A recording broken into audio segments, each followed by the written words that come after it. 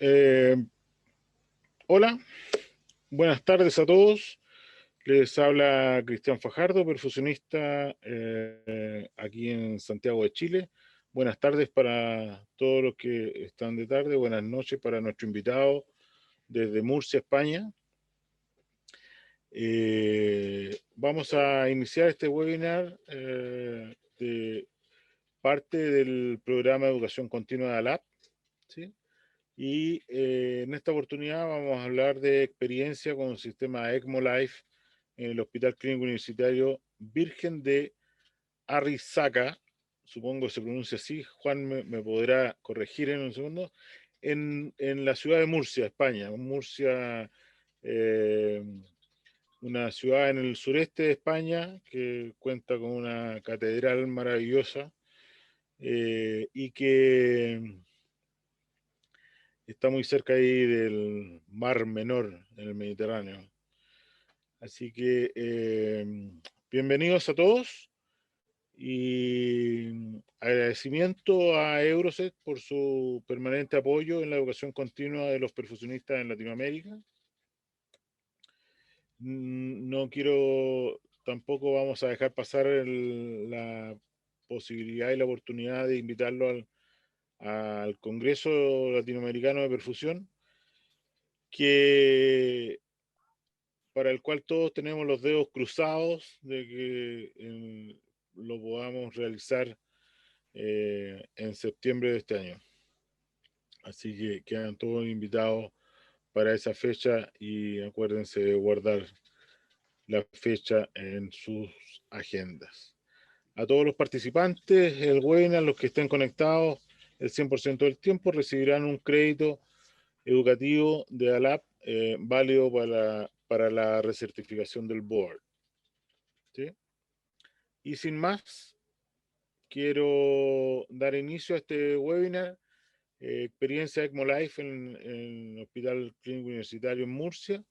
Para eso tenemos como invitado a Juan Blanco. Juan Blanco, perfusionista clínico, investigador del Hospital Clínico Universitario Virgen de Arrizaka. Si, Juan, si me corrige la pronunciación. Sí, Arrizaka. Arrisaka, Arrisaka. Arrizaka, Arrisaka. Sí, perfecto. la verdad que el nombre es un poquito peculiar, pero a mí también me llamó la atención. Tiene una historia muy larga que otro día espero que en el Congreso de Costa Rica os la pueda contar. En el, y como les decía al inicio, Juan trabaja en Murcia, en España, y como probablemente le ha pasado a todos, ellos iniciaron una experiencia con ECMO Life a raíz de la pandemia, y probablemente a muchos de nosotros nos ha pasado empezar a usar equipos en esta época. Por diferentes razones, o porque era lo que había, o porque era lo que llegó, lo que se podía comprar, o lo que pudimos conseguir. Así que a todo, cual más, cual menos ha tenido esa experiencia ya. Y así que voy a dejar a Juan que les cuente su experiencia y ojalá tengan preguntas, háganla en el chat de preguntas para poder discutirla al final y, y vamos intercambiando experiencias. Así que bienvenido Juan, muchas gracias por estar dispuesto a trasnochar en España a raíz de esta educación continua para Latinoamérica. Muchas gracias, todo tuyo a la pantalla. Muchas gracias, Cristian. La verdad que es un verdadero placer siempre colaborar con ALAP y estar con vosotros. Quiero agradeceros el que sigáis depositando vuestra confianza a la hora de dejarme compartir lo que, bueno, pues lo que se va aprendiendo. Y sobre todo también agradecerte a ti, Cristian, porque, bueno, la verdad que es un verdadero placer que alguien con tu experiencia en Latinoamérica sea quien me acompañe esta noche. Quiero comenzar con una breve introducción histórica acerca de cómo empezaron las terapias extracorpóreas. La base de todas las terapias extracorpóreas se remonta a un tratado que escribió Legallois en París en el año 1814, que se llamaba Expérience sur le principe de la vie, y en ese tratado, como veis en la imagen, hablaba y teorizaba acerca de la posibilidad de llegar a desarrollar en algún momento algún tipo de dispositivo o inyección con el cual se pudieran mantener con vida órganos, incluso el cuerpo, durante horas. El primer dispositivo que puede ser considerado como una máquina de circulación extracorpórea fue el pulmón artificial desarrollado por Bonfrey y Gruber en Leipzig a finales del siglo XIX. La verdad que era un dispositivo que guardaba muchas similitudes con otro que se desarrolló unos años después por Gibbon. Entre medias, también en Europa, Lindenberg y Carrel desarrollaron los dispositivos que ellos llamaron corazones artificiales. Esos corazones artificiales estaban hechos de Pyrex, de un tipo de vidrio tratado, y con ellos hicieron experimentos para el mantenimiento de órganos, principalmente en gatos. En total publicaron una serie de 21 gatos tratados, pero como os comentaba, realmente el primer bypass cardiopulmonar, la primera bomba de extracorpórea que se parece a las actuales, es la de Gibbon, que ciertamente existen autores que hablan de sus similitudes, ¿no? con la de Bonfrey. La recuperación de órganos, que también es otra terapia extracorpórea, que se desarrolló a raíz de la circulación extracorpórea iniciada por los Gibbon, fueron los experimentos de Marchioro y sus colegas, que se dedicaron a mantener con un oxigenador de burbuja y bombas tipo de Becky perros, principalmente perros, y llegaron incluso a hacer un trasplante hepático que vivió, el perro receptor vivió durante 21 días tras ser trasplantado. Todo ello al final nos llevó al primer ECMO que fue desarrollado por el equipo de Hill en California, en un paciente que sufrió un trauma torácico y como veis se le colocó este pequeño ECMO que hizo que sobreviviera solamente unos días. A pesar de que eso fue un éxito en sí mismo, la muerte temprana hace que realmente la historia considere que el padre de la ECMO es Robert Bartlett o Bob, como le gusta que le llamen. Robert Bartlett consiguió en aquella época, en 1976, 5 años después que Hill, sacar con vida a Baby Esperanza, ¿no? Una niña que había sufrido una aspiración meconial y tenía una disfunción pulmonar en el Boston General Hospital, y se tiene constancia de que sigue con vida. Igual os suena a alguien que está ahí en esa foto. Sin embargo, a pesar del éxito que se consiguió con esta terapia, no fue hasta los estudios de O'Rourke en que se demostró una supervivencia aceptable. La llegada de las fibras de polimetilpenteno y de las bombas centrífugas en los 2000 hicieron que empezase a hacerse extensivo su uso.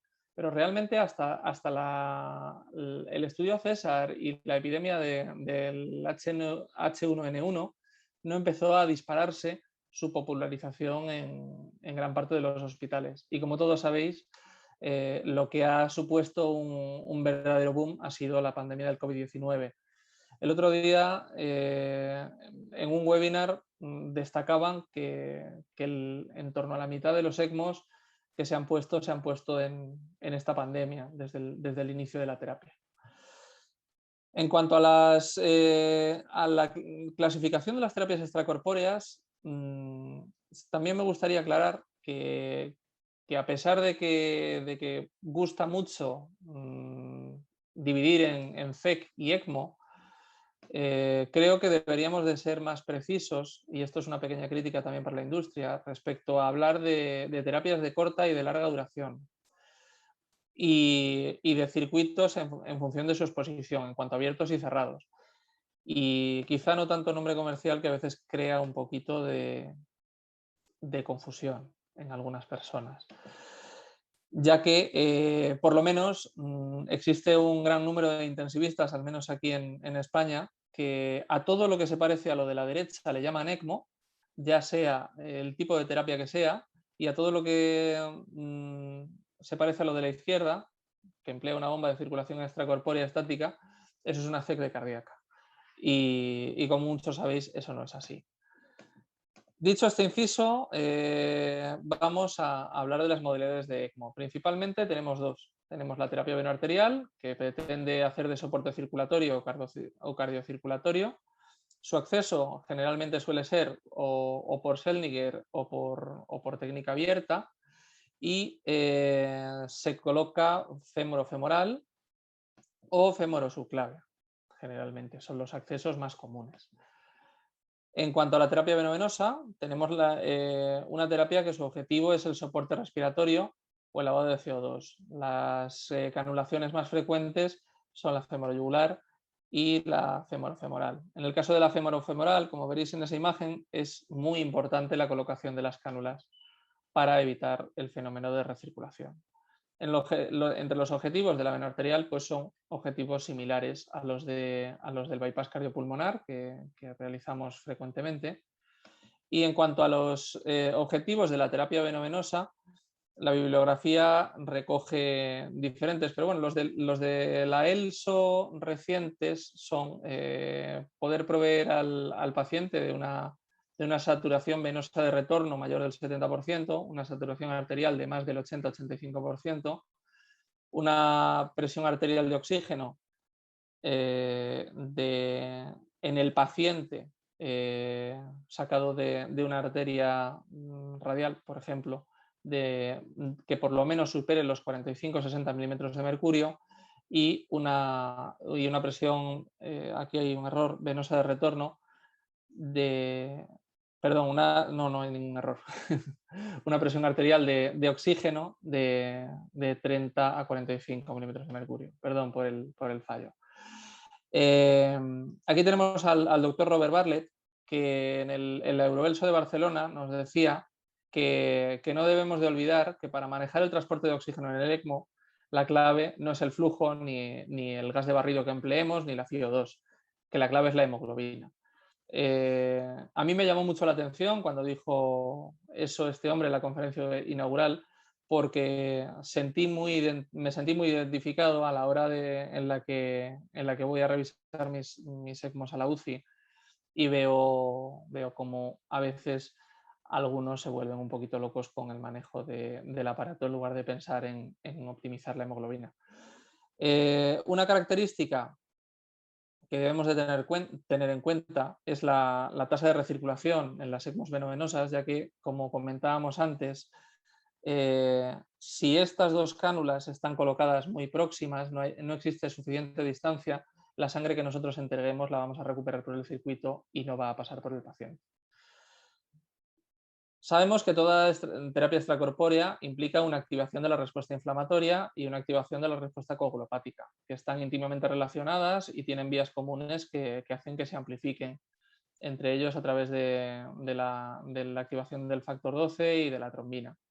También aquello lleva una anemia hemodilucional, así como de origen hemolítico, hipotermia y alteración microvascular, lo que al final termina suponiendo realmente una tormenta sobre los receptores ACE2 de los vasos, que a veces puede condicionar incluso una vasoplegia, cosa que podemos ver de una manera más marcada en los pacientes COVID. Además, las terapias ECMO conllevan un riesgo extremo de infección, embolia y sangrado. Es por ello que se requiere de un equipo ECMO sólido, que incluya cirujanos cardiovasculares, perfusionistas y personal de UCI adecuadamente entrenado, así como dispositivos fiables y duraderos. Es en este punto en el que ya vamos centrando el tema hacia las centrífugas levitacionales que se incluyen en ECMO Live, así como un oxigenador que en nuestra experiencia es el más duradero de todos los que hemos tenido, con 39 días de uso. También decir que en este caso ese oxigenador que duró 39 días fue retirado no por fallo del dispositivo, sino para pasar a una terapia de retirada de CO2 en un paciente COVID que había negativizado.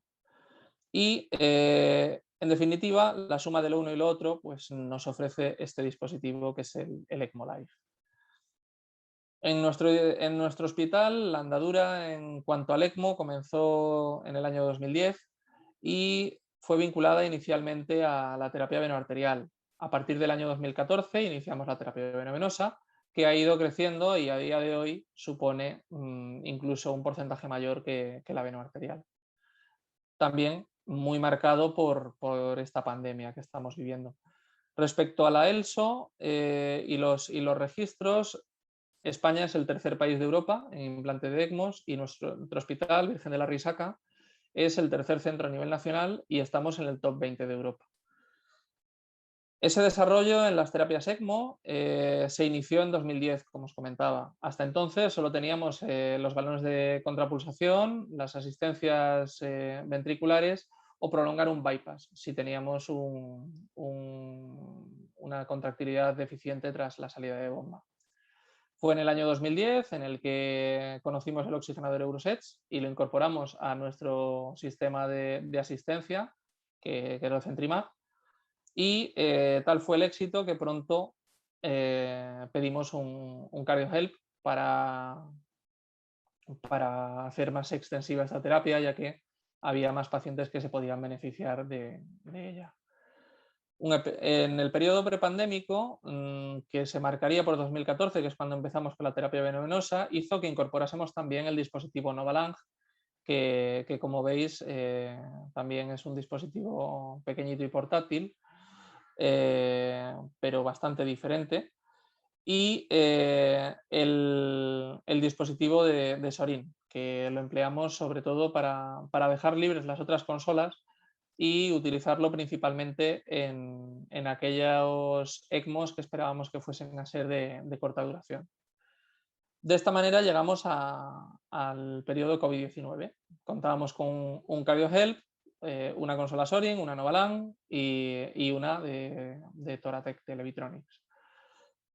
En pocos meses todo pasó a ser doble. De hecho, nos vimos obligados a incorporar también un ECMO Life, que muy pronto se convirtió en 2 ECMO Lives.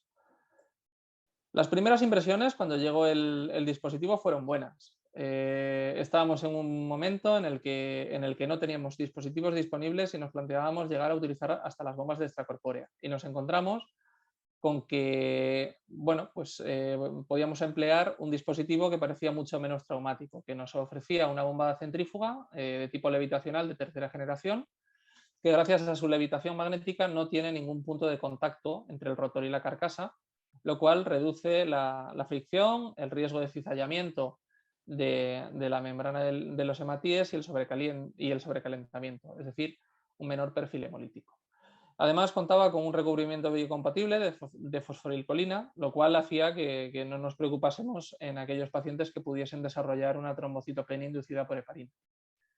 Parecía un dispositivo seguro que contaba con una monitorización muy completa, de hecho, la tope que había a día de hoy en el mercado, y con la ventaja de tenerlo todo en una misma pantalla.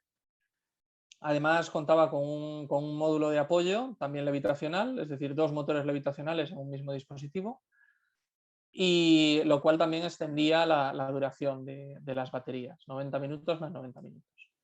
Y además parecía un dispositivo bastante versátil que contaba con un diseño compacto que te permitía llevártelo de un sitio a otro, y además modular, que es una cosa que a los perfusionistas nos gusta mucho meter las manos y bueno, pues nos permite modificar el circuito en caso de que sea necesario o realizar incluso un cambio de oxigenador si durante la terapia fuera requerido. El primer implante, sin embargo, de ECMO Life fue fallido. Yo me veía preparado por el pasillo con un ECMO Life y todo el material para tratar de hacer un implante en un paciente COVID en un estadio crítico. Sin embargo, el paciente empeoró de manera dramática durante la canulación. Solamente se consiguió canular la arteria. El paciente entró en shock no se pudo expandir adecuadamente con volumen, las maniobras RCP fueron infructuosas y no llegamos a canular, a pesar de tener ya los tubos encima de la mesa. Yo me quedé la verdad que muy impactado, porque verte en esa situación y no ser capaz de dar una solución es altamente desagradable. Pero bueno, por contra, sí que pude ver que el circuito era sencillo de purgar, que contaba con un programa de autopurgado que permitía emplear ese tiempo que normalmente utilizamos en el desburbujeo en recopilar todo el material que iba a necesitar, y que, bueno, la interfaz que contaba el dispositivo de manera inicial era de bastante sencillo manejo, a pesar de que esa versión estaba en inglés. Para mí no es un gran problema, pero bueno, sí que me resultó bastante intuitivo.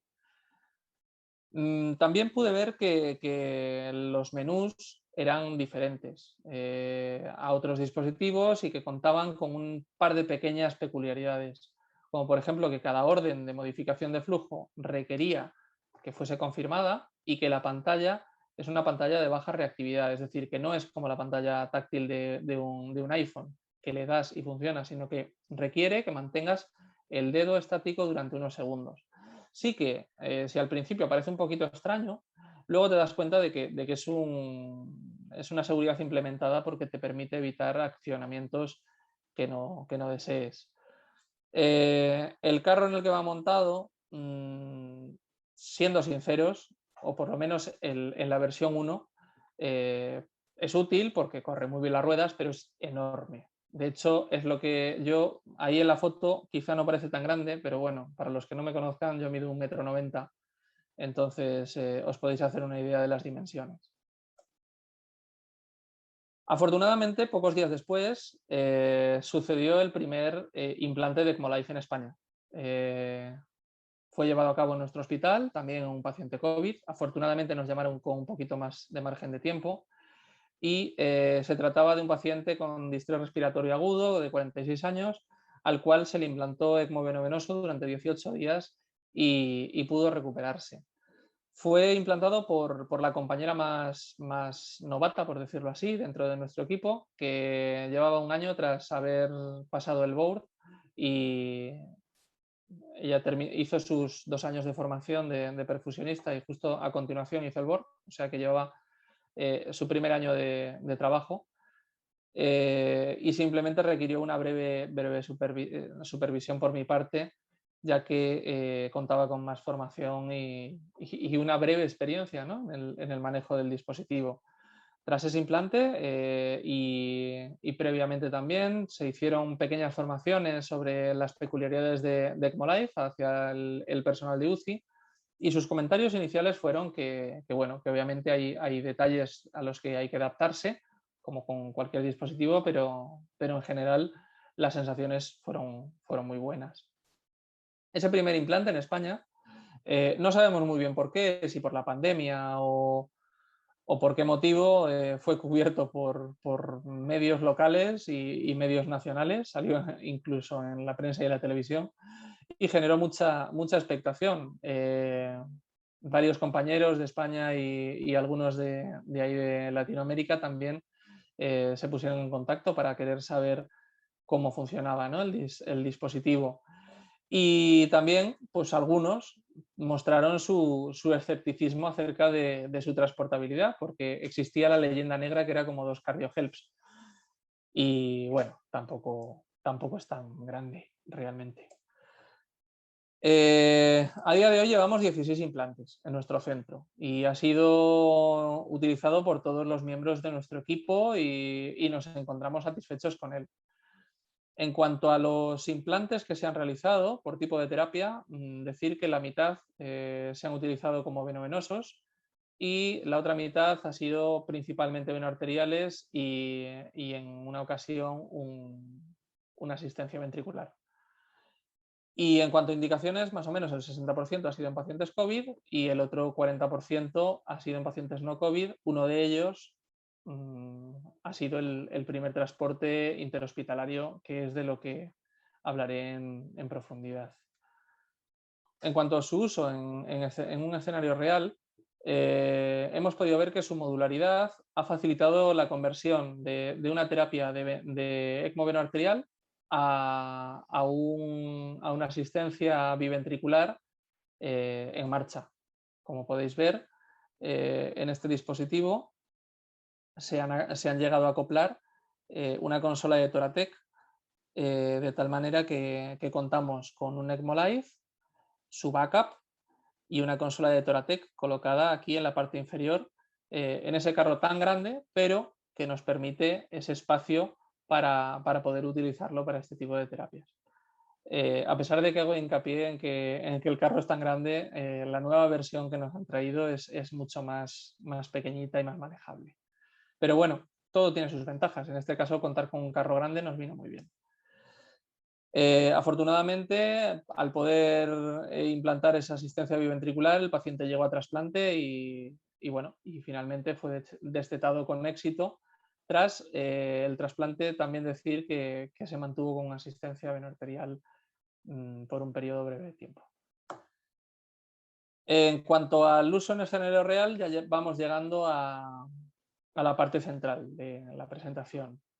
Nos encontramos con que a las 10 de la mañana me llaman para hacer un implante de ECMO en un varón de 56 años de edad que llevaba 24 horas ingresado en UCI por una fibrosis pulmonar degenerativa que, a pesar de mantener ventilación mecánica, no conseguía lavar carbónico. Entonces se decide implantar un ECMO Live como puente a trasplante, siendo el primer implante de ECMO Live como puente a trasplante en Europa, de hecho, y en el mundo. Así que bueno, dijimos, vamos a ser los primeros. Y nuestro equipo multidisciplinar pues se puso manos a la obra y bueno, sin ningún tipo de complicación conseguimos ponerlo en marcha. A las 2 de la tarde, 4 horas después, el paciente estaba listado como código 0, que quiere decir prioridad absoluta, y fue aceptado por el Hospital La Fe de Valencia. Remarcar que la distancia entre La Fe y Murcia son 250 kilómetros, nos plantearon si nos íbamos a atrever y, por supuesto, aceptamos el reto, convirtiéndonos en no solo el primer puente a trasplante, sino el primer transporte interhospitalario como terapia venovenosa con ECMO Live. Nos preparamos 4 unidades de concentrados de Matías, 2 litros de cristaloide, 4 clamps, conectores y llaves por si pudiese ocurrir algún tipo de percance, suministro de gas suficiente para cualquier eventualidad. Realizamos el checklist de transporte y afortunadamente, pues como contábamos con 2 bombas magnéticas, no tuvimos que llevarnos el hand crank o la manivela. En cuanto a la cantidad de gas que nos llevamos, pues me llevé 3 botellas que como podéis ver, a 3 litros minuto, que era lo que el flujo que requería, nos daba para 5 horas. Tardábamos 2 horas y media en llegar, así que nos llevamos oxígeno como para llegar a París. Pero bueno, en carretera muchas cosas pueden pasar. A las 5 de la tarde nos encontrábamos en la ambulancia, conectados al suministro eléctrico de la ambulancia, y recibimos la noticia de que aparece un donante potencial. El transporte para nosotros fue sencillo, empleando 3 trucos. Prolongamos un poquito más las líneas en el implante esperando el posible transporte, dejando 50 centímetros más para poder subir y bajar fácilmente de la ambulancia. Y en cuanto al carro de transporte, ya que el que teníamos inicialmente era muy grande, empleamos una mesa de quirófano, una mesa auxiliar que entraba perfectamente, como podéis ver en las imágenes, en el pequeño espacio que tiene la ambulancia. Y obviamente también fue clave contar con un equipo ECMO experimentado. Nos llevamos a una médico intensivista de las que están involucradas en el cuidado de los pacientes de cardíaca y de los pacientes ECMO, un enfermero UCI de los más experimentados también de nuestro centro y bueno, en este caso la peor parte fue que iba yo, pero bueno, a pesar de todo salió bien. A las 7 de la tarde llegamos a La Fe en Valencia Y como este equipo no tenía experiencia en el uso del dispositivo ni posibilidad de hacer un entrenamiento rápido para ello, se decidió hacer un cambio de membrana. Y bueno, se cambió por un CardioHelp. Como veis ahí en las imágenes, la diferencia, pues hombre, hay una poca, pensad que contamos con un módulo y un backup, pero bueno, no es una diferencia tan grande entre uno y otro. Y en el momento en el que se estaba haciendo el cambio, recibimos la noticia de que el donante es compatible y los pulmones son óptimos. Así que en el momento en el que estamos llegando a base a Murcia, a las 23 horas, recibimos la noticia de que el paciente está siendo intervenido satisfactoriamente del trasplante bipulmonar y con ello consideramos que nuestro reto ha sido completado. Como pequeño resumen, tenemos un paciente que ingresa en UCI, a las 24 horas de ventilación mecánica infructuosa se le conecta a ECMO venoso con ECMO Life y se le transporta a 250 kilómetros, se le realiza un cambio de dispositivo y se trasplanta de los 2 pulmones en 10 horas desde el inicio de la terapia extracorpórea. Es destetado de ECMO 48 horas después de la cirugía y estubado a las 24 horas después del destete de ECMO. En un mes el paciente cumplió criterios de alta y afortunadamente ahora mismo está en su casa. Como conclusión respecto al dispositivo, decir que ECMO Life llegó en plena pandemia y ha demostrado ser un dispositivo confiable para terapia venoarterial, venovenosa y asistencia ventricular, cumpliendo con esas características que promueve el fabricante de ser poco traumático, seguro y versátil. Aquí tenéis un render de cómo es su campana centrífuga y su funcionamiento. Algo que a mí personalmente me gusta es ese clic que hay que hacer para colocarlo, porque me da cierta seguridad de que no se va a salir en ningún momento. Y como veis, en el momento en el que el electroimán transmite energía hacia la centrífuga, hace que ésta se mantenga suspendida en el aire y genere un vórtice, que como en todas las campanas centrífugas, hace que entre el flujo por el centro y lo expele por el exterior.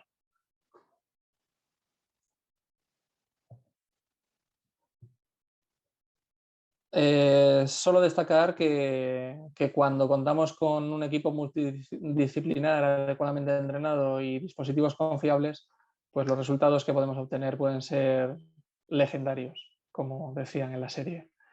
Y permitidme que me despida con un pequeño chiste que me ha parecido oportuno y por supuesto dando las gracias tanto a la organización como a Cristian, como por supuesto a toda la audiencia por estar dedicándonos un poquito de vuestro tiempo, a pesar de que sé que todos estáis muy atareados. Muchas gracias. Juan, muchísimas gracias. La verdad que ha sido una presentación completa. Me, A mí me gusta mucho la historia y me gusta mucho que no se nos olvide de dónde venimos y porque en general los seres humanos tenemos mala memoria, digamos. Así que, no, bien, felicitaciones por tu experiencia con los dispositivos nuevos y me parece que eh, no me parece a mí, es un hecho de que tú tienes la razón cuando más allá de los equipos, más allá de los dispositivos, más allá de los oxigenadores, las máquinas, las bombas, esto no es posible o no es posible tener éxito, ¿no? Sin un equipo de gente bien entrenada y que es ahí donde uno tiene que poner el, el foco del trabajo diario, digamos. Así que muchísimas gracias por eso. Vamos a empezar con eh, algunas preguntas. Teníamos unas preguntas prehechas, hacíamos de resumen de lo que hemos hablado en la primera parte. Eh, si las podemos proyectar, sería para que los participantes vayan pensando en sus preguntas. o preguntas que puedan hacer. Tenemos alguna, yo no sé si esto aquí podemos votar, pero ¿dónde se realizó la primera técnica extracorpórea? ¿Sí? Sin quitarle mérito al doctor Gibbon, no fue él. Así Cristian, que... pueden ir votando, vamos a dejarlas abiertas y al final ustedes la comentan, ¿les parece? Ah, ya, ok. Dejemos abierta entonces la pregunta. Sí, Voten todos los que quieran y sí. comentamos las respuestas al final. Puedes ¿Sí? leerla una por una porque así le da La tiempo. pregunta número 1 dice: ¿dónde se realizó la primera técnica extracorpórea? ¿Sí? Y tenemos 4 alternativas ahí: California, París, Alemania, Karolinska en Suecia. ¿Quién realizó el primer ECMO con éxito? Bartlett, Hill, Gibbon, Rábago. La tercera pregunta dice: nombre una indicación que no pueda realizarse con ECMO Live. Si ECMO venoso, veno arterial o asistencia ventricular, o todas se pueden realizar. La cuarta pregunta dice: ¿qué tipo de cabezal de impulsión es menos traumático que en ECMO? Y ojalá podamos discutirlo al final de esto. Rodillo, centrífuga axial, centrífuga levitacional, bomba peristáltica. Y la quinta pregunta, que está para que voten todos, es: ¿qué dispositivo ECMO no cuenta con certificación para transporte? CardioHelp, ECMO Life, Novalang, Sorin, SCP. Perfecto, muchas gracias. Ahora vamos a dar, como estábamos diciendo, las preguntas abiertas hasta que por lo menos el 75% de los participantes voten. Las votaciones son 100% anónimas, así que no se preocupen. Y cuando ya lleguemos a ese margen de 75, ya la cerramos, compartimos la respuesta y los panelistas van a poder discutir las respuestas. Entonces, mientras buscamos más preguntas de los panelistas, vamos a esperar de que voten con calma y yo voy a recolectar las preguntas desde el chat.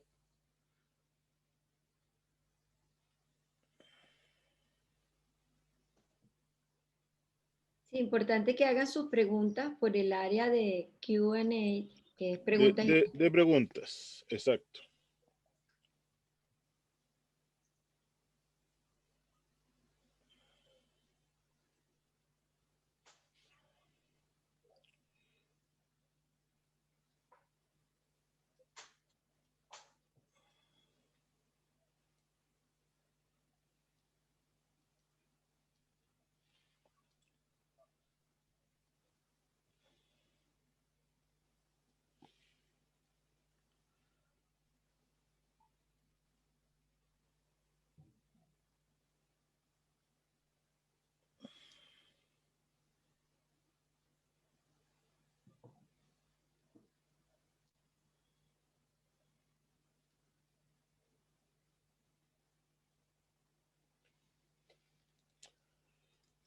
Están votando.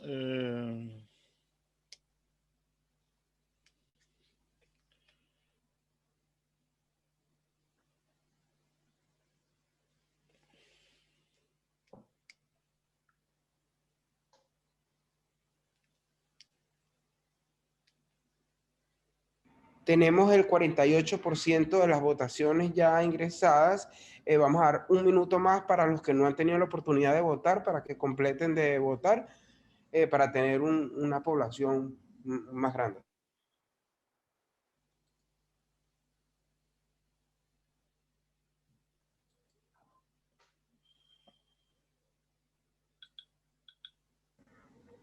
Cristian, cuando tengas las preguntas, si ya tú tienes las preguntas, me dejas saber por esta vía y ya cerramos la votación como tal.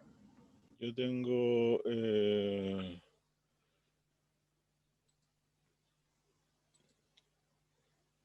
yo estoy listo, Humberto. Ok, perfecto. Entonces en este momento voy a proceder a cerrar las votaciones y a compartir los resultados para que los revisemos rápidamente. ¿Los pueden ver en pantalla? Ahí está en pantalla, dice dónde se realizó la primera técnica extracorpórea. El 41% votó que en California, a manos de Gibbon. El 29% votó que en París. El 27% está en lo correcto, que fue en Alemania, von Frey Frey y and Gruber. Gruber, y el 3% votó que en Suecia. Sí, nuestro amigo Palmer probablemente estaría feliz por aquellos que votaron por él.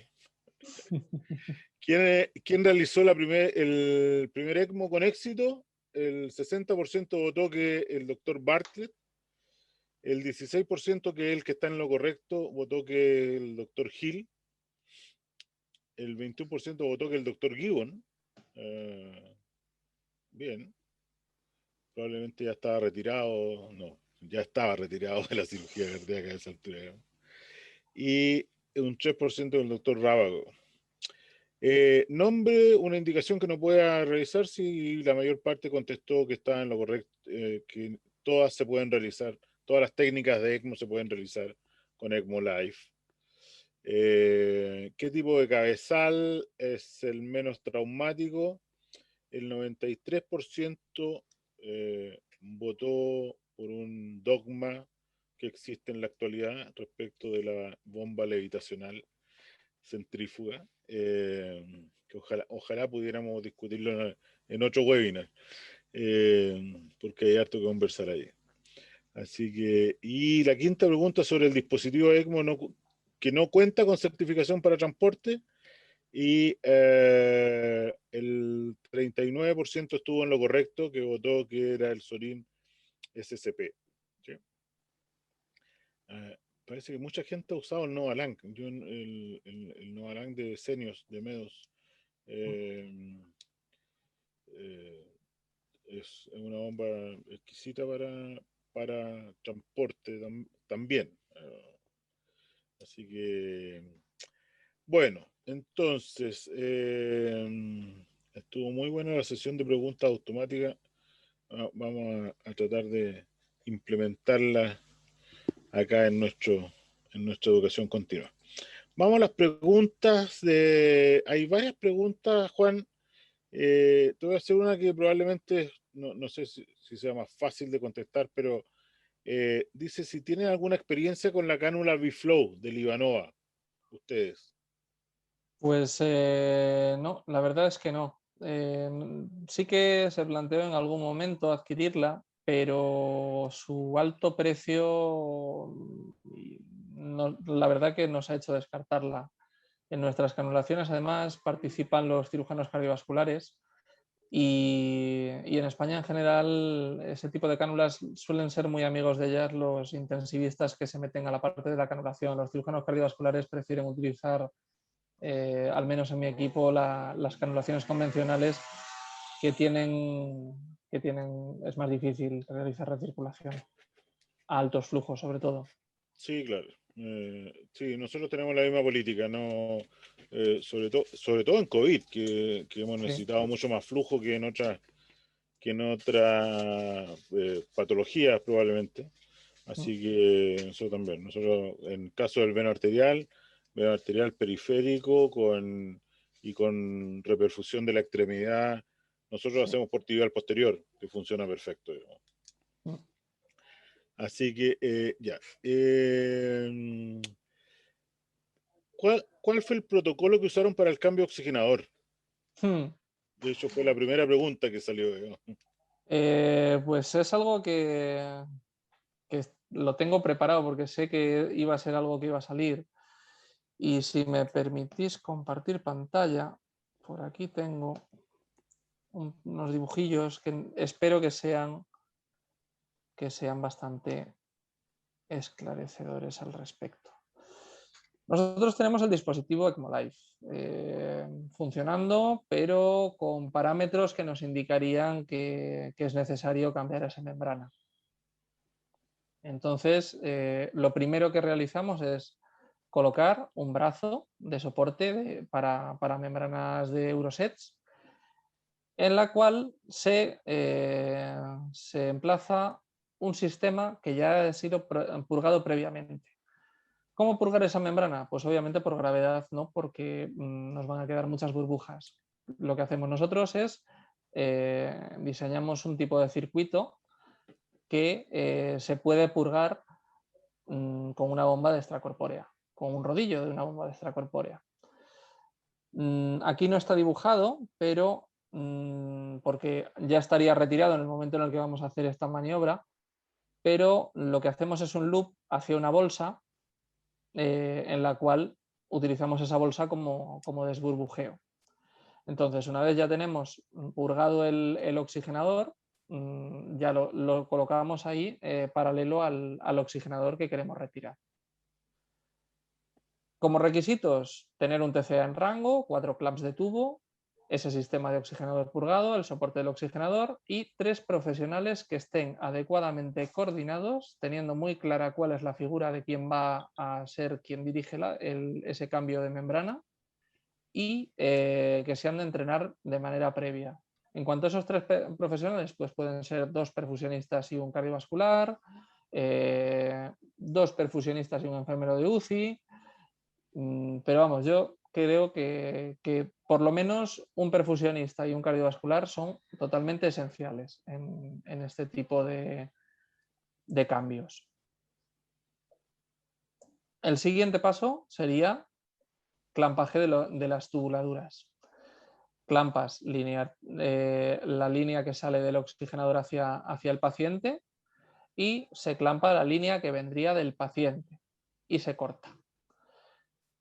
Al mismo tiempo, se empalma hacia la centrífuga del otro oxigenador, el cual lo tenemos colocado al revés, como podéis ver en la imagen. Esto sabéis porque es perfusión y no soy dibujante.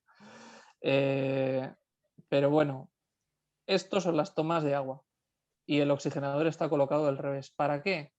Para que en el momento en el que hagamos esta conexión podamos con un simple giro colocarlo en su sitio, ya que el siguiente paso es cortar el viejo oxigenador, se cortaría por la conexión, dejando la conexión lista y en el momento en el que nosotros hacemos esa transposición de plano para colocar en su sitio este oxigenador, nos queden enfrentados este tubo y este tubo.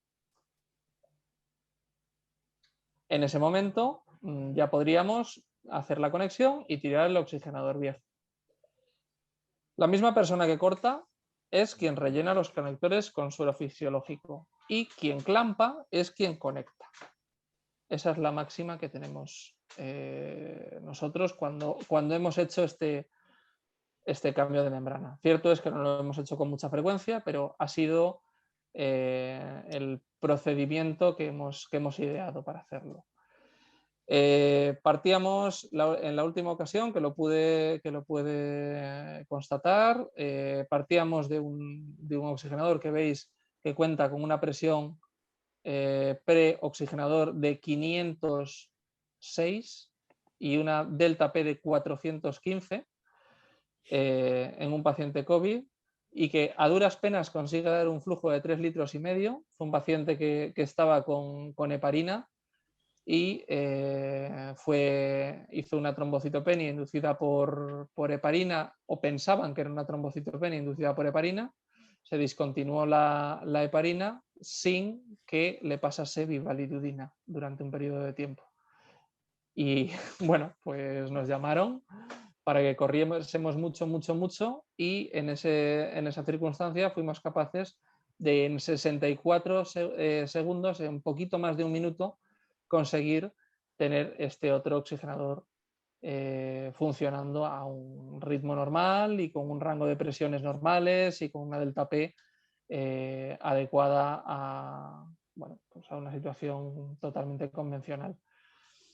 Decir también que para esta maniobra la realizamos con monitorización de la oximetría cerebral y lo que veis ahí en la curva, la primera curva fue una prueba de tolerancia. Realizamos una prueba de tolerancia al clampaje del circuito porque dijimos, bueno, si es capaz de tolerar un clampaje de cerca de un minuto, será capaz de tolerar un cambio de membrana.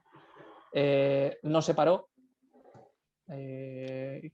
Hicimos ese pequeño preacondicionamiento y durante el cambio de membrana pues sí que disminuyó la oximetría, pero como podéis ver se recuperó pronto y de hecho una vez optimizamos de nuevo flujos y administramos volumen, conseguimos una mejor oximetría que la que tenía antes del cambio de oxigenador. Excelente. Nuestro buen amigo y hermano Ulises Bernal del Paraguay también pregunta si entendió mal o el cabezal de CentriMac le calza al ECMO Life. No acopla en el ECMO Life.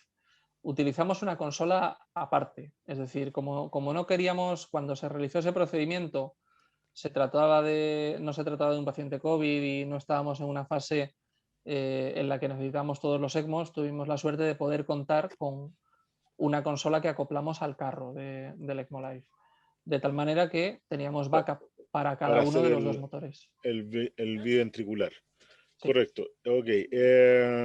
Ya te preguntamos por la cánula. ¿Manejan algún dispositivo, no sé a qué se referirá, para disminuir la respuesta inflamatoria?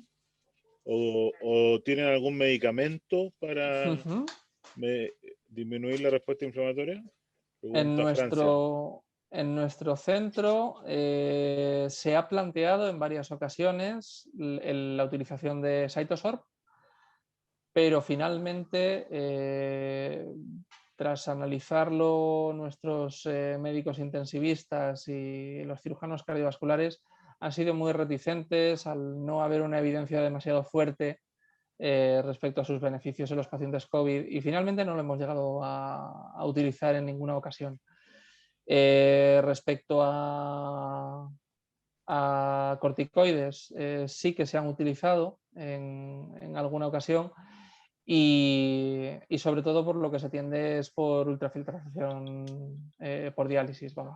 Se conecta al circuito ECMO la máquina de diálisis e incluso con pérdidas cero se hace retirada de citoquinas proinflamatorias a través de la filtración. Perfecto, sí. La experiencia nuestra es un poco la misma. Respecto a estos removedores de citoquina, like CytoSorb o alguna cosa así, yo creo que ya, de hecho, apareció hace poco una publicación donde claramente no tiene mayor beneficio. Nuestros intensivistas también no han sido muy pro a eso. El problema en esto, Cristian, por lo menos desde nuestro punto de vista, es que tienen un alto coste sí, claro. Y no son selectivos. Es decir, se llevan interferón gamma, el cual no nos interesa que se lleven, y se llevan, por supuesto, algunas interleuquinas que nos interesan, pero otras que no. Y para eso la ultrafiltración es muchísimo más barata, o las técnicas de diálisis. Claro, absolutamente. De hecho, nosotros hemos intentado y estamos probando alguna técnica de hacer diálisis solo con el hemofiltro, una especie de diálisis continua de bajo volumen, que vamos a tener que validar probablemente pronto. Pero la hemofiltración funciona perfecto y anda muy bien y es fácil de manejar. Pregunta Verónica. ¿El oxigenador tiene un delta de presión transmembrana más elevado que otros? ¿Se relaciona con mayor grado de hemólisis durante la terapia? No especialmente, ya que la hemólisis es algo que ocurre de manera multifactorial. Es decir, la hemólisis te va a depender del grado de hemoglobina que tú tengas circulante. Si tienes 15 de hemoglobina vas a tener más hemólisis que si tienes 10. En nuestro centro tendemos a trabajar con 10 como estándar. De hecho, yo que todos los días hago la ronda, si no tiene 10 ya estoy importunando al intensivista con la frase de Robert Bartlett respecto a la hemoglobina. Y luego también es difícil de comparar, porque sí que es cierto que tiene un poquito más de delta P, pero la membrana del hematie tolera especialmente bien las presiones positivas y especialmente mal las presiones negativas. Entonces, claro, si tú tienes unas presiones muy negativas en cánula venosa por hipovolemia o o por malposición de la cánula, eso siempre va a ser mucho más hemolítico que una presión del tapé de 100, 150, que es lo que normalmente se maneja. Sí, absolutamente. Y cada dispositivo tiene su propio delta P, Eso es. no es que 20 sea lo correcto y 120 sea lo incorrecto, digamos. Sí. Eso ya aprendimos hace rato, de que cada dispositivo tiene su propio delta de presión que tiene que ver con el diseño y no con su buen funcionamiento. Quería saber, pregunta Mariano, si están avanzando las pruebas en pacientes pediátricos. Si te ha tocado algún paciente pediátrico o... En nuestro caso, estamos empezando con la terapia en pacientes pediátricos, pero no con este dispositivo.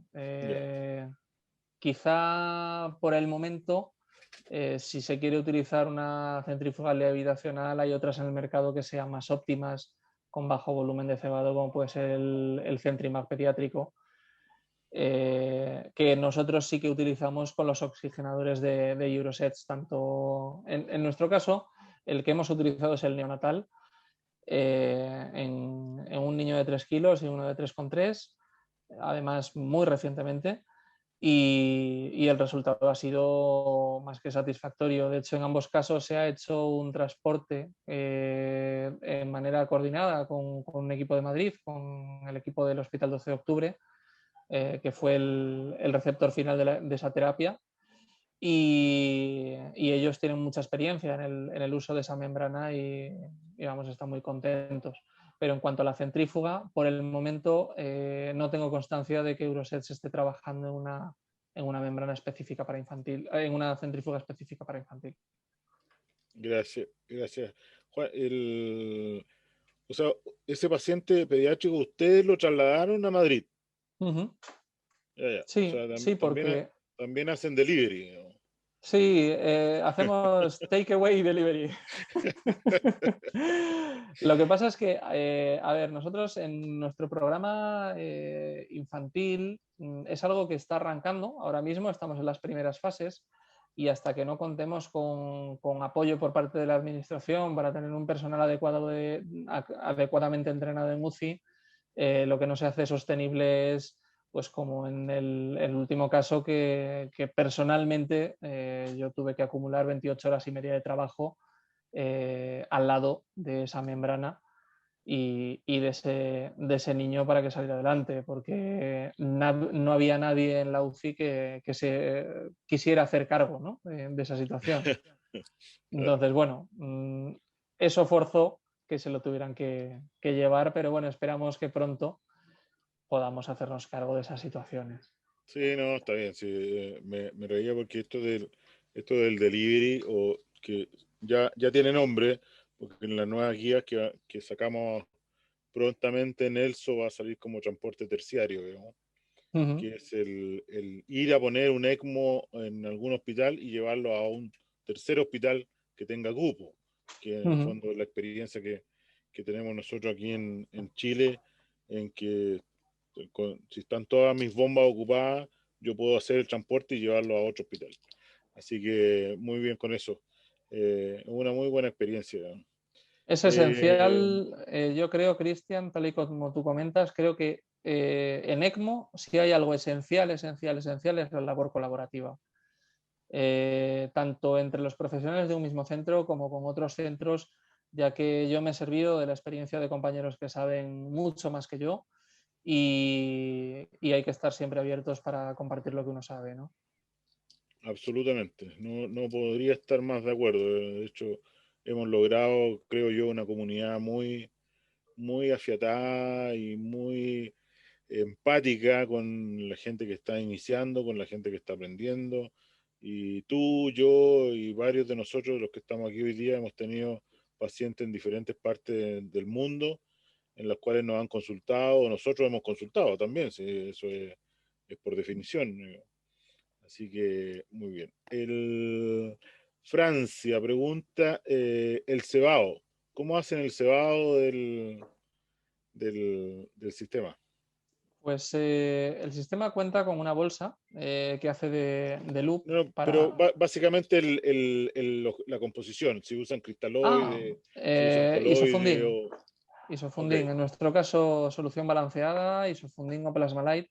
En mi caso prefiero isofunding por cuestión de la cloremia, que tiene un poquito menos de cloro, pero vamos, que la diferencia tampoco es muy grande. Al final no hacemos otra cosa que aplicar un cristaloide balanceado. Estupendo. ¿Y heparina usan en el priming? Bueno, normalmente se suele poner en la inducción y antes del ECMO por anestesia o por parte del intensivista, por una vía central. Y a ver, yo creo que es una costumbre muy de perfusionista el decir, bueno, vamos a echarle ahí un poquito, por lo que puede pasar. Aunque hacemos TCA y todas estas cosas, ese centímetro de heparina al 5% que no falte. Sí, claro. Muy bien. Eduardo pregunta, delta P, supongo el delta presión de esta membrana, ¿en qué valor empezaría a preocuparme? Bueno, pues yo me empezaría a preocupar. Siempre hay que observar cuál es la delta P que tienes de inicio, porque aun con una misma membrana, tu delta P va a depender del flujo también, va a variar con el flujo y va a variar con la cánula que utilices. Entonces, delta P no es algo estándar. Entonces, partiendo de una base X, que pueden ser entre 100 y 150, que suele ser lo habitual con este tipo de membranas, a mí lo que me llamaría poderosamente la atención sería un incremento muy elevado en un corto periodo de tiempo, que eso es lo que te va a indicar generalmente una trombosis, ¿no? Eso es lo que me llamaría la atención. Y un incremento progresivo por encima de 200, si hay algún otro parámetro afectado, pues obviamente también. Pero la delta P por sí misma, a no ser que sea, pues como la que veíamos en la imagen, ¿no? 500 y con limitación de flujo, pues no es el único parámetro que debemos de observar. No, absolutamente. Una de las cosas que uno tiene que aprende con el tiempo, obviamente con la experiencia, es que ninguno de los números que uno maneja es absoluto. O sea, que lo que uno tiene que fijarse, lo que tiene que estar atento es a las tendencias. Y vamos desde el delta P hasta la presión arterial, hasta la saturación, hasta el recuento de plaqueta, el recuento fibrinógeno, la LDH, sin ir más lejos. Que si tenemos una tendencia consistente, tenemos que prepararnos para actuar antes de que tengamos un desastre. Y por ahí va, yo creo, la recomendación más grande. O sea, siempre estar atento a las tendencias, al gráfico, afortunadamente hoy día las fichas electrónicas dan gráficos de los números, de manera que es relativamente fácil darse cuenta. Parece que no tenemos más preguntas de... Tenemos una sobre qué TCA manejan, Cristian, pero la pusieron no desde la pusieron Uruguay. por el chat. Sí. TCA. ¿Usan TCA? Pues ¿No usan? sí. Los perfusionistas usamos TCA, los intensivistas usan TTPA y yo siempre tengo con ellos la misma discusión en la que les termino diciendo ¿por qué discutimos por medidas indirectas si podéis pedir un anti-10A? Entonces sí, la respuesta es sí, yo uso TCA y me gusta mantener un TCA de entre 160 si el flujo es alto y tenemos una membrana levitacional, a 240 si el flujo es no tan alto y tenemos una centrífuga axial. Al final, a mayor rozamiento, mayor riesgo trombótico, a menor flujo, mayor riesgo trombótico. Entonces, bueno, pues todo tiene que ir relacionado. Absolutamente.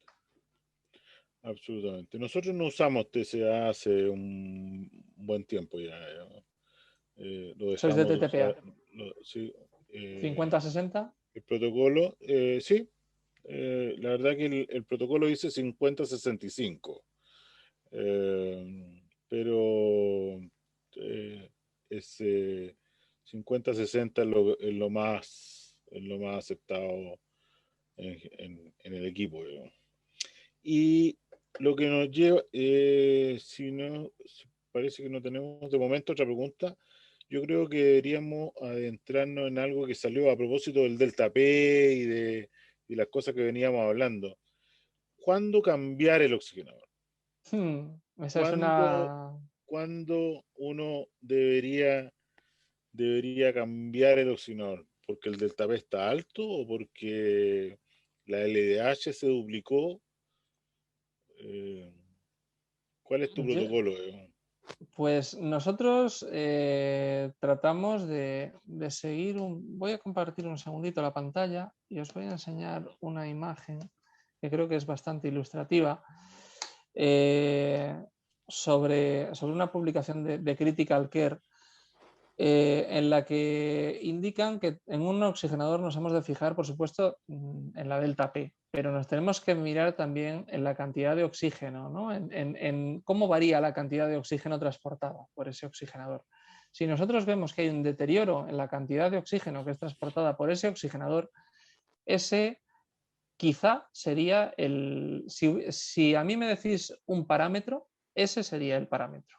Es decir, ¿cuándo cambiar un oxigenador? Pues cuando tenemos pruebas fehacientes de que no oxigena adecuadamente.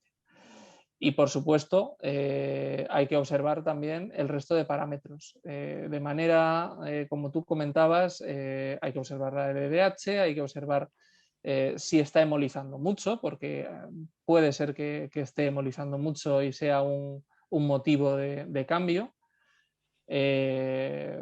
Diferencia una delta P muy alta, son muchos parámetros. Como tú dices, es la tendencia lo que nos va a marcar. En nuestro centro no nos guiamos, que también es abrir otro melón, no nos guiamos por los tiempos de validación de los dispositivos. Es decir, un dispositivo está validado, eso quiere decir que por 14 días. Ejemplo del oxigenador del set de ECMOLife. Para mí, esa cifra de 14 días significa que en condiciones controladas de laboratorio y sin un paciente, con sangre, por supuesto, se ha demostrado que ese dispositivo funciona. 14 días, vale, perfecto, me parece muy bien. Pero en unas condiciones reales, un oxigenador validado para 28 días puede durar 4 horas y un oxigenador como el Eurosets, que está validado para tan solo 14 días, como mostraba en una de las imágenes, en nuestro hospital, pues ha durado la friolera de 39 días seguidos sin dar ni un solo problema. Entonces, bueno, creo que al final un cambio de membrana es mucho más peligroso que extender el uso de algo que sabemos que funciona, siempre y cuando tengamos la garantía de que eso está funcionando correctamente, claro. Sí, por supuesto. No, sin duda. La duración del oxigenador, y esta es una pregunta que se repite a diario en cada encuentro, en cada oportunidad de compartir experiencia, de cuánto dura un oxigenador. Nadie sabe cuánto dura un oxigenador. La misma marca, como tú decías, puede taparse a las 2 horas, a las 4 horas, a las 12, como puede durar 20 días, la misma marca del que le cambiamos a ese paciente. Y Claro. no tiene nada que ver con el oxigenador, tiene que ver con el manejo del paciente, con la inflamación del paciente, con la coagulación, cómo se maneja la coagulación y todo. Sí, claro. Y así nosotros hemos tenido oxigenadores que duran horas y un último oxigenador que nos duró 60 días. 63 días, de hecho. Las razones por qué no lo cambiamos antes son diversas, pero efectivamente el paciente no lo necesitaba y no estaba hemolizando y el oxigenador con todos sus parámetros, con todas sus tendencias, no tuvo una coagulopatía de consumo, no tuvo hemólisis elevada, oxigenaba bien y todo. A mí me gustaría agregar un parámetro respecto de cuándo cambiar el oxigenador, que es verdad, el delta P es importante, casi nunca lo ocupamos, nosotros lo terminamos cambiando antes. La PO2, sin duda, lo que tú decías, Juan. Yo agregaría el delta de CO2. El Sí, delta de CO2, que también es un parámetro muy importante, que por alguna razón que todavía desconocemos, hay algunos oxigenadores que dejan de barrer CO2 sí. mucho antes de dejar de oxigenar. Todavía desconocemos cuál es la causa verdadera de eso, pero el delta de CO2 es un parámetro que a nosotros por lo menos nos ha llevado ese solo hecho a cambiar un dispositivo. Sí, de hecho, tienes toda la razón y es algo que hemos observado sobre todo en pacientes COVID.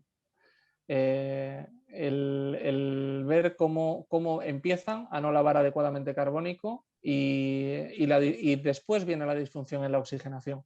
Pero primero es el fallo ventilatorio de la membrana. Ajá, absolutamente. ¿Quién más pregunta aquí? Antifibrinolítico. ¿Alguna experiencia con antifibrinolítico No, no, en nuestro centro no. No sé vosotros, Cristian, pero en nuestro caso no. Nosotros hemos usado en pacientes con algún sangrado, de estos sangrados poco controlables, de mucosa o de sangramiento en napa? De hecho, usamos mucho, no mucho, pero con alguna frecuencia, antifibrinolíticos tópicos. O sea, al sangrado de mucosa, ¿cómo se llama? Ácido, el espercil, el ácido tranexámico. Gracias, Francisca, por la ayuda. Lo usamos tópico, más por dogma que por que funcione mucho. También usamos cuando hemos tenido epistaxis, en que los tapones o las tórulas las empapamos en antifibrinolítico, que también es difícil saber si paró el sangrado por eso o porque el tapón hizo su efecto, ¿no? Pero sí usamos. Tromboelastografía, ¿usan en algún caso? Sí, sí. Nosotros tenemos, hasta hace poco éramos uno de los centros pioneros en uso de la tromboelastografía rotacional, el ROTEM, que llevamos usándolo desde el año 2009. Y ahora lo hemos cambiado por el TEG, de otro tipo de dispositivo más cómodo, Ajá. la verdad. Y sí, ante cualquier duda empleamos tromboelastografía en ECMO. Sí que es cierto que es algo que está como en las manos de los anestesiólogos, que es algo más que hacen como una interconsulta los intensivistas a anestesiología, pero sobre todo en infantil. En infantil se utiliza más que en adultos, pero sí, ante cualquier duda sí que lo empleamos, lo tenemos disponible y al final no es un problema.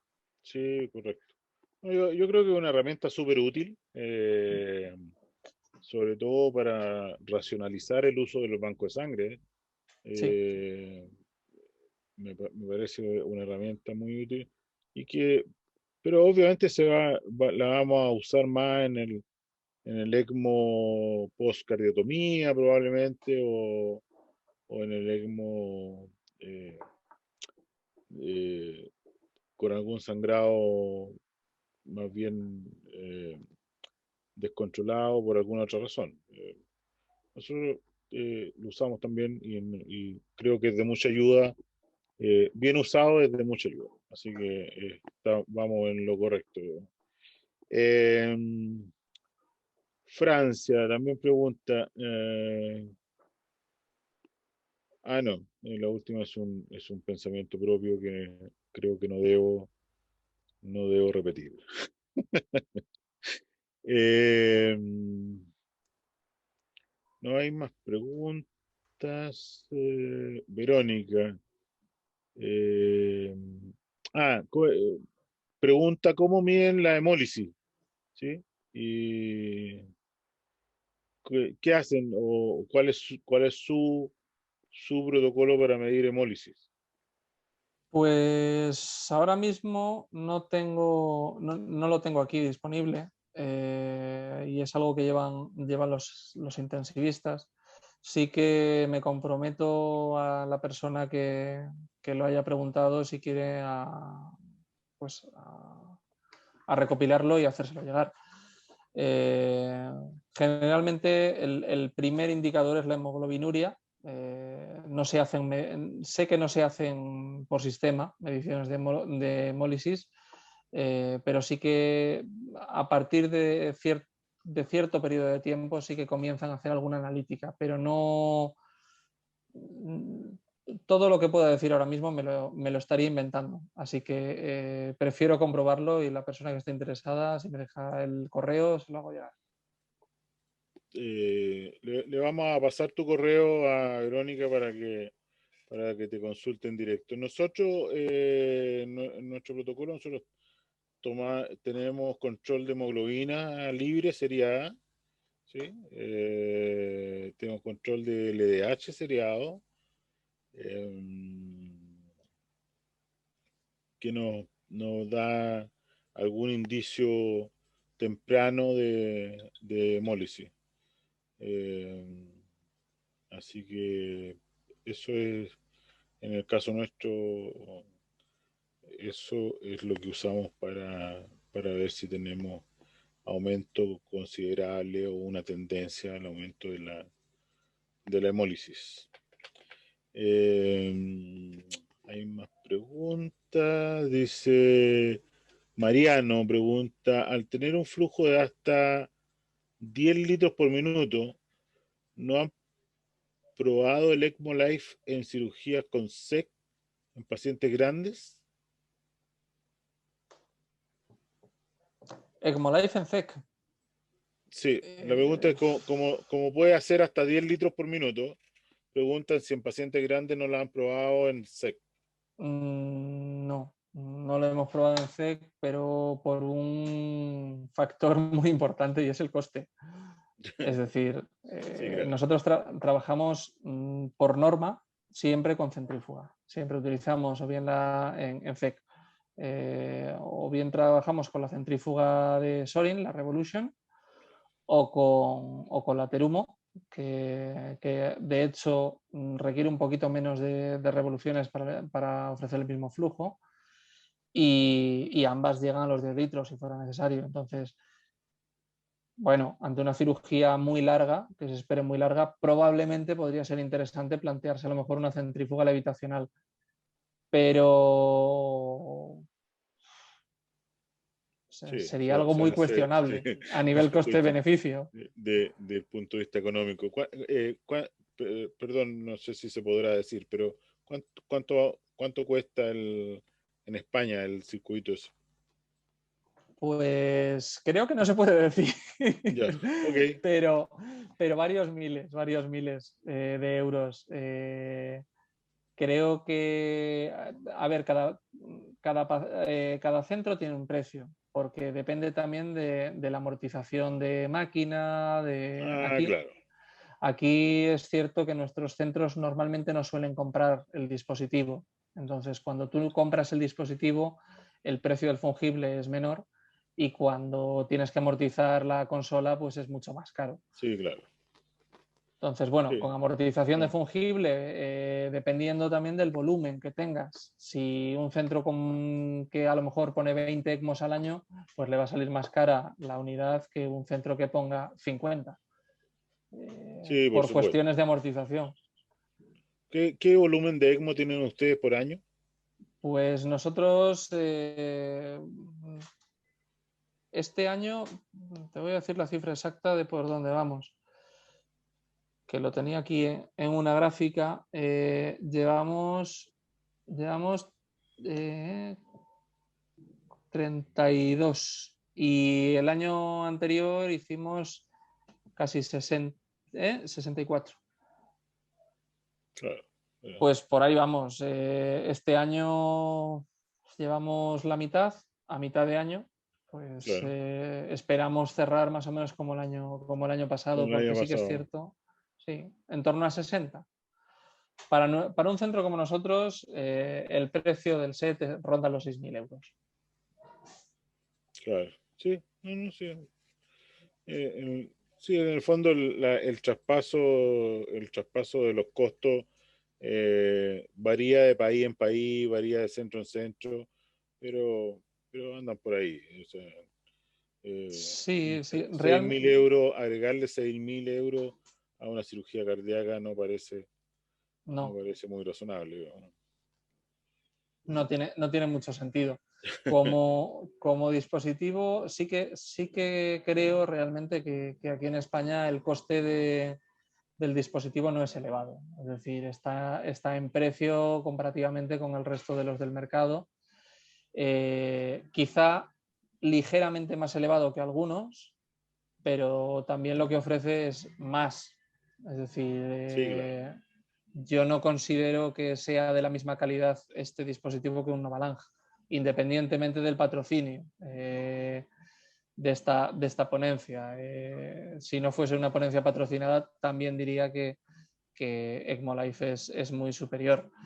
Y seguiría diciendo que las centrífugas levitacionales son superiores a las centrífugas axiales. Pero bueno, es mi experiencia, en definitiva. Bueno, entonces, ¿alguna complicación de isquemia de miembro? Si es así, ¿cómo lo resolvieron? No, porque por protocolo siempre colocamos, igual que vosotros, Cristian, colocamos un bypass hacia el miembro, porque eso de ver los dedos negros del paciente da mucho miedo. Sí, nosotros de hecho hemos perdido miembros y hemos perdido pacientes también, obviamente, ¿no? Sí, sí. Pero por protocolo nosotros también. El protocolo siempre BA va con reperfusión de la extremidad o por vía anterior femoral o por vía retrógrada por tibial posterior. La tibial posterior funciona perfecto y no hemos tenido ninguna complicación al respecto. Nosotros solemos usar más la femoral, quizá porque esté todo cerca, ¿no? Por reducir la zona donde pueden ocurrir eventos, pero por la propia infraestructura de nuestra UCI. Es decir, nosotros contamos con una UCI polivalente en la que se rota el personal de enfermería y son más de 100. Entonces, en esas circunstancias hay que hacerlo fácil. Es fácil. Hacerlo todo lo fácil posible. Todo lo fácil posible, exactamente. Y lento porque estamos apurados. Es la segunda máxima. Sí. Bueno, a Faustino ya le contestamos. En el BA hay que poner perfusión de la extremidad sí o sí de inmediato. No hay que esperar a que si uno espera o llega a la isquemia y la reperfunde ahí, lo más probable es que el paciente fallezca en los próximos minutos por la reperfusión. Así que eso. Buenas noches, gracias. Si tienen literatura del desempeño de los oxigenadores para ECMO en ciudades en altura, a más de 2.500 metros de altura. Pregunta María. Yo trabajo a nivel del mar, o sea que... Sí, yo estoy cerca de la cordillera, pero no estoy a 2.500 metros. Ahora,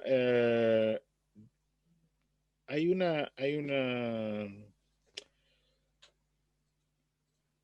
Las compañías han tratado de sacar oxigenadores para volar, autorizados para volar y todo. La verdad que en mi experiencia personal he usado casi todos los oxigenadores que hay disponibles. Me falta un inglés que anda por ahí dando vueltas. El Chalais. Lo he usado todo, arriba de aviones, arriba de ambulancias. Ahora, la performance de los oxigenadores en altura Yo, la verdad, no creo que cambie mucho. Un oxigenador bueno, no voy a hablar de ninguna marca en particular, pero un oxigenador bueno que funcione en ECMO, al menos funciona a 2500 metros, igual como funciona a nivel del mar. Es un poco diferente a lo que pasa con la circulación extracorpórea, donde tenemos un circuito abierto, que otro, como decimos nosotros, es otro paciente. Eh, yo no he tenido problemas con oxigenadores y mi experiencia en altura es arriba de los aviones. No, no, no puedo opinar más al respecto. A lo mejor si hay alguien por ahí de Bogotá o de Quito. Creo que el equipo de Monterrey hacían transporte en avión, ¿no? Sí, Monterrey también hace, sí, o sea, casi todos los que están haciendo transporte hoy día están haciendo en avión también. Monterrey, Bucaramanga en Colombia, y hay varios más que están haciendo transporte que no recuerdo en este minuto. ¿Qué valor le dan al dímero D? En el caso de ustedes, yo creo que está hablando de la hemólisis, ¿no? Entiendo que sí. A ver, los dímeros D también pueden ser sugestivos de coagulación intravascular diseminada. Sí, claro. Entonces, se miden, pero de nuevo, no conozco el protocolo exactamente porque no es algo que dependa de mí y no me puedo mojar en deciros cuándo se miden. Sé que se miden, pero que tengo entendido que se hace a demanda. No se hace por protocolo, sino cuando puede haber circunstancias clínicas que así lo sugieran. Sí, el caso del dímero D, yo creo que están preguntando por el caso de la hemólisis. Es difícil saberlo, sobre todo en COVID, donde los pacientes solo por el COVID tienen el dímero D elevado. Digamos. De manera que es difícil de seguir el dímero D. Nosotros no lo tomamos por esa razón en particular. ¿No? El dímero D en COVID va a estar elevado. Así que es difícil decir de que es hemólisis por el circuito de ECMO. Y Eduardo pregunta, ¿la hemofiltración siempre con máquina de diálisis o directamente en el circuito?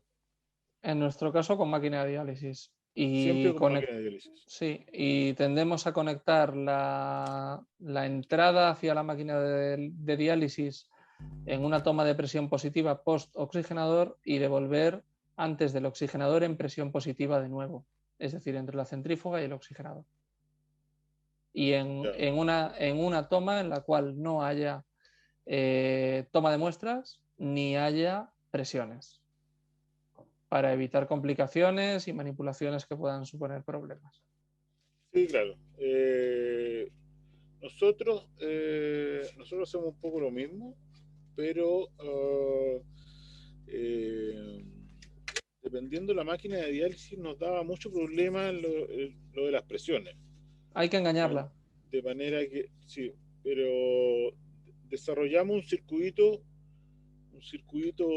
que necesitamos explicarlo en algún minuto, pero desarrollamos un circuito que conectamos de presión positiva a presión negativa, pero que no tiene presión negativa. O sea que lo hackeáis. Entonces, la verdad que aquí todo el mundo ya se acostumbró a usarlo y es muy fácil de usar, es muy fácil de instalar y lo diseñamos.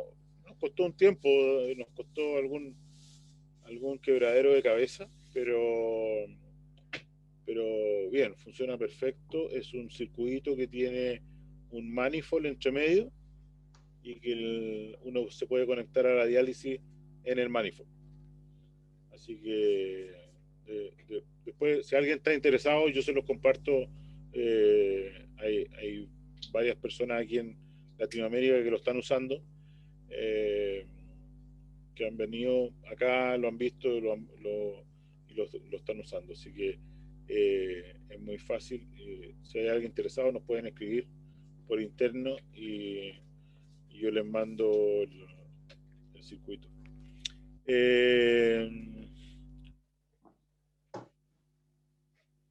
Hemofiltración, siempre en el chat voy a dejar mi correo por si alguien necesita.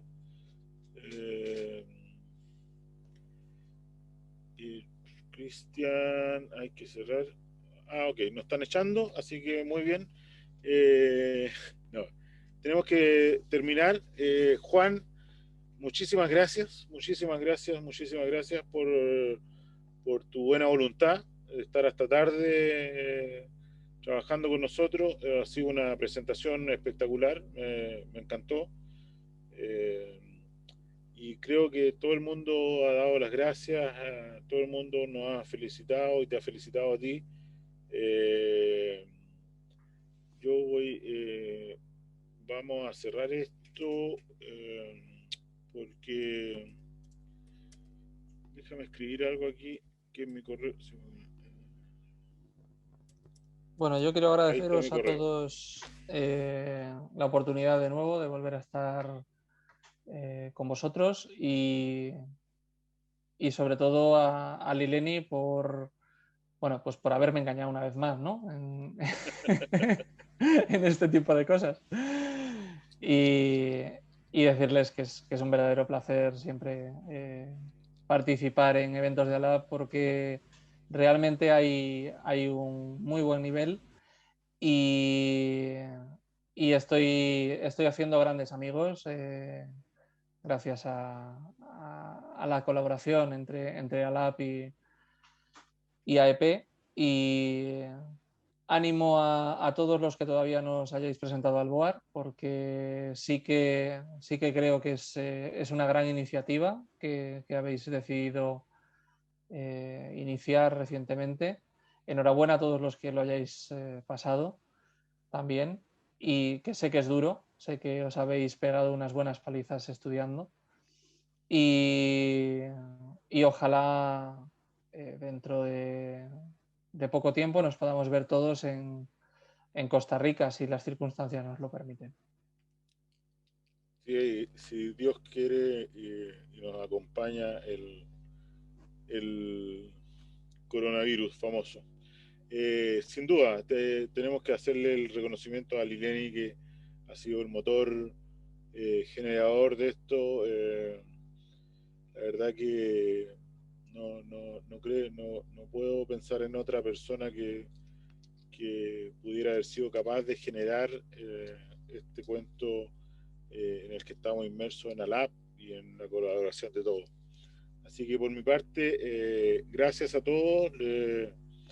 De nuevo, gracias Juan, gracias a Lineni, gracias a ALAB y nos estamos viendo en cuanto podamos en realidad.